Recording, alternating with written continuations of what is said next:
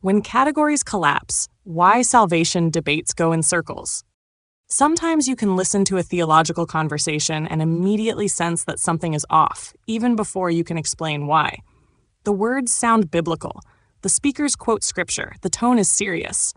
Yet the discussion keeps slipping. The points do not quite connect. One person answers something that was never actually asked. Another presses an objection that does not really address what the other meant. The conversation moves, but it never quite lands. What is happening in those moments is not simply disagreement. It is category confusion. Different kinds of claims are being treated as though they were the same kind of claim. Once that happens, clarity disappears. People begin arguing past one another, and the discussion becomes more about defending positions than understanding what is actually being said. This is especially common in discussions about salvation. The reason is that salvation language in Scripture spans multiple categories. It speaks about status, relationship, declaration, transformation, faith, obedience, grace, warning, assurance, and perseverance. If those categories are not carefully distinguished, statements that belong to one category get interpreted as though they belong to another. Then even true statements begin to sound false, and legitimate concerns sound like denials of the gospel. The conversation begins to unravel. One of the most common confusions appears when status language is treated as though it exhausts the meaning of salvation. Scripture clearly speaks about being declared righteous, justified, forgiven, and counted righteous. These are status terms. They describe standing before God. But Scripture also speaks about knowing God, walking with God, abiding, loving, obeying, and continuing in faith. These are relationship terms. They describe life with God. The problem begins when these two are collapsed into one. If salvation is treated purely as status, then obedience begins to sound optional. The believer is declared righteous, and everything else becomes secondary. But if salvation is treated purely as relationship, then obedience can begin to sound like the basis of acceptance. Both distortions arise from the same mistake, failing to distinguish status from relationship. A clearer account recognizes that reconciliation involves both. A person is restored to right standing, and that restored standing opens into a living relationship. The relationship does not earn the standing, but neither is it detachable from it. A declared reconciliation that never becomes lived reconciliation is difficult to recognize as reconciliation at all. This distinction alone resolves many disputes. One person may be defending justification as status, another may be describing salvation as relationship. They are not necessarily contradicting each other. They are speaking in different categories. Another confusion appears when moral descriptions are turned into metaphysical structures. Scripture describes humanity as dead in sin, enslaved to sin, and alienated from God. These are moral and relational descriptions. They describe corruption, estrangement, and bondage. But sometimes these descriptions are pressed into a metaphysical claim about the structure of the will itself. The argument becomes that if a person is dead in sin, then the will is metaphysically incapable of responding to God. The person can only act according to a corrupted nature, and therefore cannot meaningfully respond until transformed. At that point, the discussion has shifted categories. A moral condition has become a metaphysical mechanism. The difficulty with that move is not that it takes sin seriously. It is that it risks dissolving personhood into nature. The sinner begins to look less like a responsible agent and more like a system producing outputs determined by internal corruption. Responsibility then begins to rest on what the person was born unable not to be. The moral landscape becomes strained. Scripture, however, continues to address sinners as persons. They are warned, invited, commanded, and persuaded. These actions assume meaningful responsiveness. They treat human beings as moral agents, not merely as mechanisms.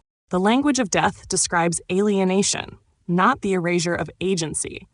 Recognizing the difference between moral description and metaphysical structure prevents the discussion from collapsing into determinism on one side or superficial optimism on the other. A third confusion arises when declaration and reality are not distinguished. Scripture speaks of righteousness being counted, credited, and imputed. This is declarative language. It speaks about how a person is regarded before God. But Scripture also speaks of new life, renewal, walking in the Spirit, and actual transformation.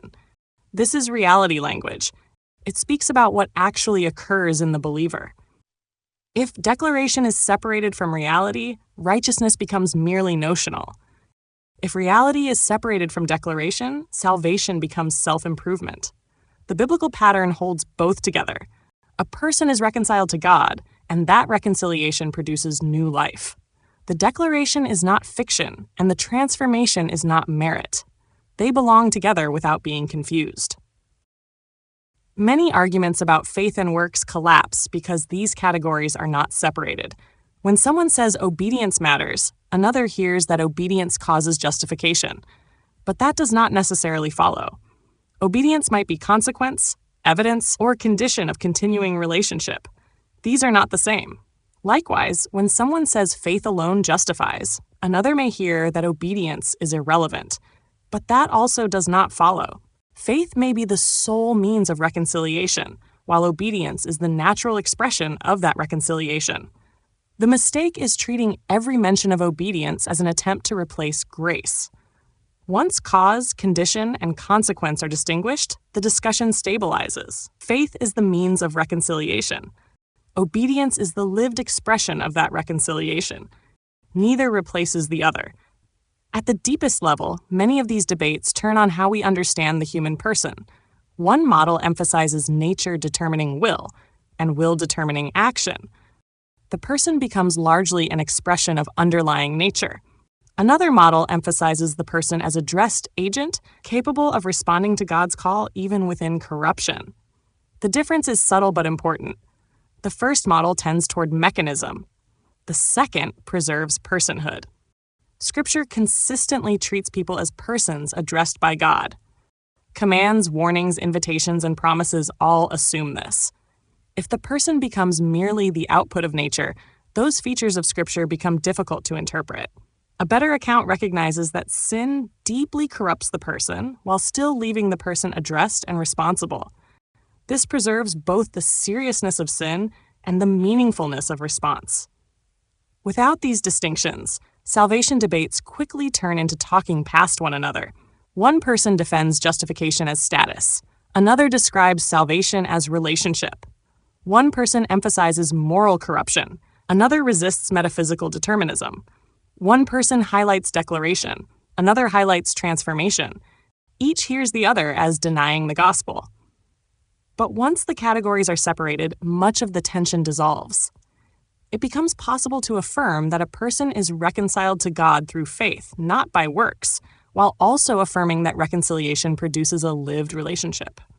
It becomes possible to affirm the depth of human corruption without reducing the person to a mechanism.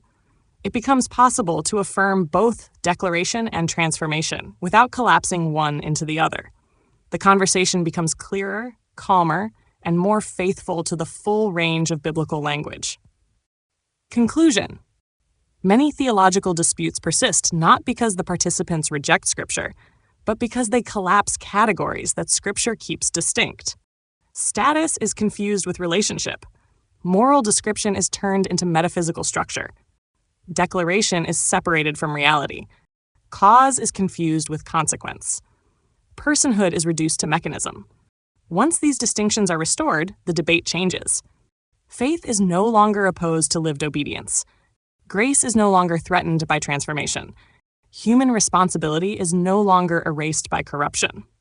Salvation is seen not as a thin declaration or a system of merit, but as reconciliation that restores both standing and life. Clarity emerges when categories are respected, and when that happens, conversations that once went in circles can finally move forward.